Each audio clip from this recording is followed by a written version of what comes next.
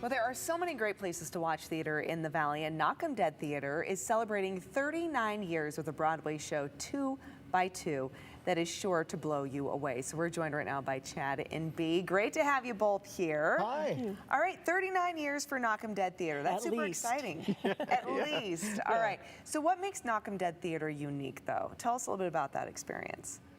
Well, Knock 'em Dead started out doing primarily musicals, and the other companies in town didn't do them quite as often as we did, and so sometimes we would do 8 shows a year. Sometimes our runs were 8 weeks at a time, enough to get it out of your system.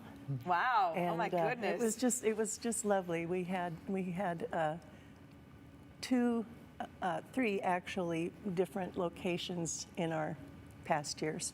Oh my goodness. All right. So 39 years, though, you're celebrating with a performance of 2 by 2. So for those who are not familiar with that musical, give us a little description of the show. 2 by 2 is a story of Noah and the great flood in the Bible, but it's kind of in the, I would say in the form of, well, it's comedy. So, like, think Blazing Saddles. Okay. Okay. Yep. And Danny Kaye. Yeah. Okay. Yeah. So it's really great. I played Japheth, one of Noah's sons, and My B favorite. is my ma. So, Oh, okay. Got it. Yeah, so it opens with Noah talking with God and goes from there. That's the first act. Second act is when the flood has come and now they're all on the boat and they're figuring out how to find land and all that stuff. So yeah. All right, I can imagine the multiple opportunities for some comedy to ensue in that storyline, right? Absolutely. Yes. It's based on the 1954 play by Peter Odets called The Flowering Peach, which is a comical take, modern day take on Noah and his ark. Got it. So that's, and then the musical came from that. And how long is the run of this show going to be? Just 2 nights next. 2 nights. So not the 8 weeks of precedent sometimes for Knock 'em Dead. We have to go where we can, and so yeah, it's just next Friday and Saturday, the 8th and 9th. Okay, and where are the performances being held? At the Cathedral of the Rockies in the Emmaus Center. Okay, at the Cathedral of the Rockies. And historically, where has Knock 'em Dead Theater found performance spaces? Well, our first, we kind of started at Boise Little Theater, and then we found a space on Idaho next to the old Simplot building, and that was our first dinner theater. I remember that. It was very, very small and very intimate, and it was just lovely, but it didn't have a dishwasher. And that's difficult for a dinner theater. Then we moved over into the old Compton Mayflower building on South 9th Street, which is now Jump.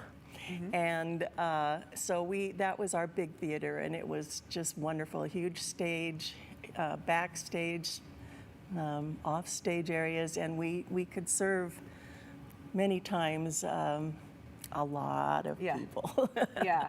And we did all the serving and busing, and we did get a dishwasher. Oh, very good, very good. But 39 years, though, still present here in the community, which is fantastic. And now you're celebrating with 2 by 2, which is, again, performing when? Next Friday and Saturday, the 8th and 9th. The Friday night is at 7 o'clock. The Saturday night is at 6 o'clock. Okay, great. And if people want tickets, what do they do? Where do they go? They can go to kedproductions.org, and you can buy tickets online there. Excellent. Okay, KED, as in short for. And you can buy tickets at the door, but the price is different. Okay, all right. So if you want a deal, then do it online as far as gathering. Such a deal. Okay, and if people want to participate, though, in Knock 'em Dead Theater, get involved in the community theater experience, do they find information as far as auditions and what you're looking for, upcoming shows online as well? Yes. Okay. We will be doing a Christmas show, but I don't have those dates yet. Oh, excellent. Okay, love it. Okay, so kedproductions.org. Wonderful. Both of you, thank you so much. Congratulations on 39 years. Thank you. Thank you so much. All right, everyone, stick around because coming up after the break, we're going to be joined by Joey and Lauren from My1027 to hear about some of the best and worst places to have a date. Details coming up.